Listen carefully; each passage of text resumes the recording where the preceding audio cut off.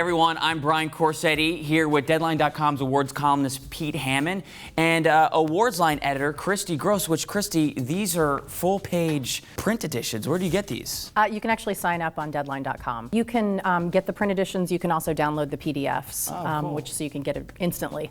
Fantastic. We are actually breaking down the reality competition Emmy nominations this year, which, let's address the gorilla in the room. American Idol is not nominated. Bad times for American Idol. I mean, ratings were down. 2 judges have just left in the last 2 weeks, making it problematic for next season for them, which they have to start in September judging these people. They have to get somebody fast, you know, and now the industry has basically snubbed it for the very first time. American Idol has been nominated every single year it's been on. It has lost every single year it's been on to Amazing Race, except once to Top Chef.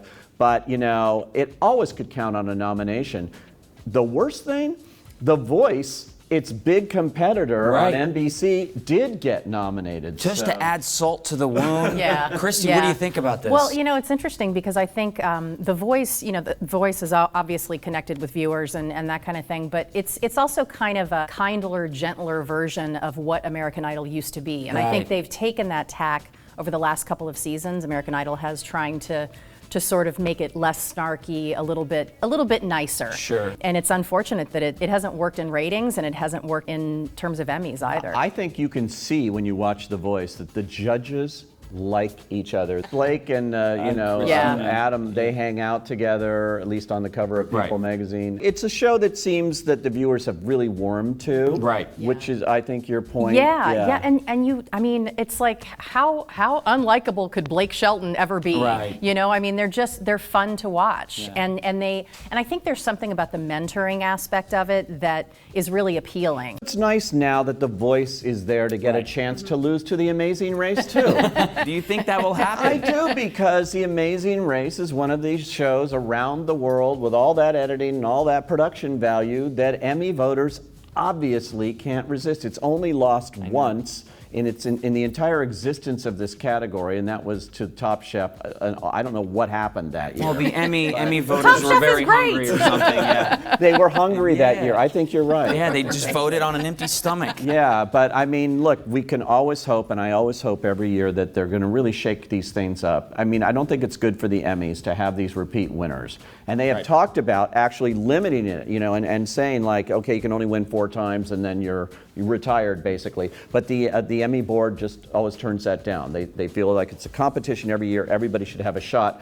And The Amazing Race is just on an incredible roll in this category. So reality programming, Antique Roadshow, too. Yeah, that's a good one, you know. I mean, maybe that could sneak in, something like that. It plays well, I think, when you're watching it, and that's how the voters are going to look at it. Shark Tank, Mythbusters. Jamie Oliver's Food Revolution, which is one before, Undercover Boss. The networks actually are doing a lot better here than they were doing in drama series, because they have Shark Tank and they have the Lisa Kudrow series and they have Undercover Boss and they have Dancing with the Stars, which I don't know. That seems more like a variety show in a weird way to me. But which I think Nigel Lithgow would say about American Idol as well, that that's more of a variety show. And So You Think You Can Dance. Yeah. He may have been snubbed for American Idol, but he's in the running for So You Think You Can Dance. Which one do you think, I'm putting you all on the spot, which one do you think, as far as predictions, will take a win? Oh, that's got The Amazing Race, you know. I mean, how do you go against something like that? Which one do you not want to win? The Amazing Race? I'm just kidding. The Amazing Race. My same answer.